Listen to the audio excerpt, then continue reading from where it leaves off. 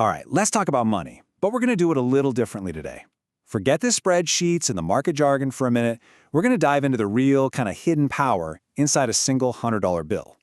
So let me just ask you this straight up. When you decide not to spend $100, what are you actually giving up?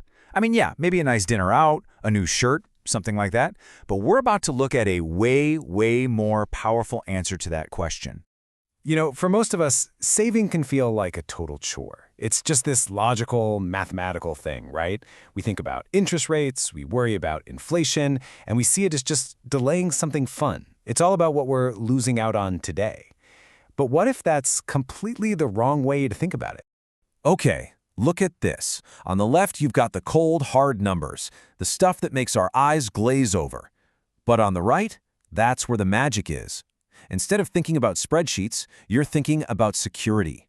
Instead of thinking delayed gratification, you're thinking independence.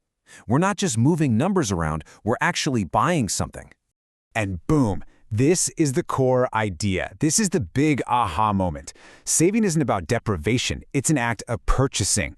That $100 you didn't spend on some gadget, you just exchanged it. You just bought yourself $100 worth of pure, unadulterated freedom. So let's actually give this concept a name, because it's a powerful one. When you think this way, your savings stop being just a number in an account. They become an active tool. It's what the source material for this explainer calls an emotional hedge. So what is an emotional hedge? Well, it's pretty simple. It's a pile of cash that does more than just pay bills. It's there to protect your peace of mind, your emotional well-being, from all the random, chaotic stuff life loves to throw at you. It's your shield. And that chaos, it can look like a lot of different things, can't it? The stock market tanks, but you can sleep at night because your rent isn't tied to it. Your car suddenly dies, and it's just an annoying problem, not a full-blown financial disaster. A surprise medical bill shows up, and you can focus on getting better, not panicking about money. And maybe the biggest one of all, it protects you from people, like a truly toxic boss. Yeah, that last one, the toxic boss, that might be the most life-changing example of them all. So let's dig into that. Let's see how this emotional hedge literally lets you buy your own freedom.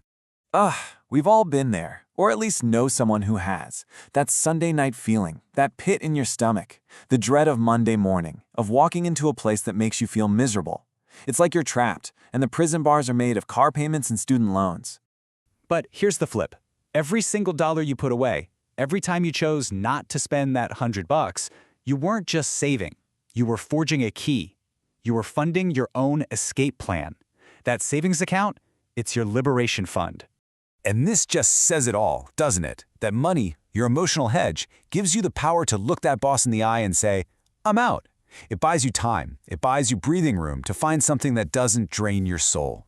You didn't just save money, you bought a better future. So let's just put it side by side. It's super clear. You can spend that $100 on a shirt and you get that little hit of dopamine that's gone by next Tuesday, or you can buy resilience. You can buy a piece of a safety net that's going to be there for you for years. I mean, when you look at it that way, it's not even a fair fight. And really, this is the big takeaway from all of this. We're always trading our money for something.